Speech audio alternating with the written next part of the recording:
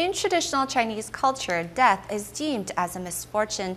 To a Buddhist, however, death is just another rite of passage, and often disciples will chant Buddhist scriptures to send off the deceased and soothe his or her family members. Tzu Chi volunteers have long upheld such practice and performs it for fellow Tzu Chi members and volunteers without charging a dime. But lately, they have been accused of seeking payment for such service. In the following report, we find out the truth.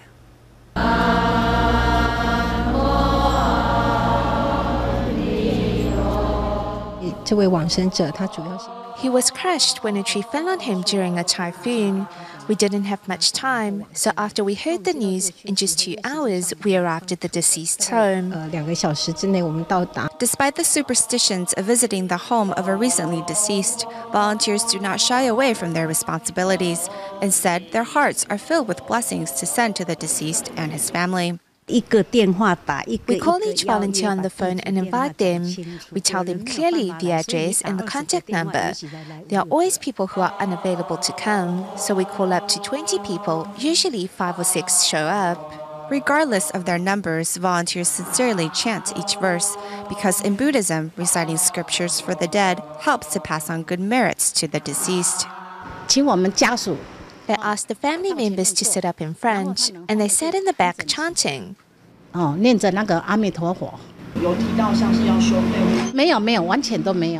nothing of that sort. So I think this idea of them seeking payment is quite ridiculous.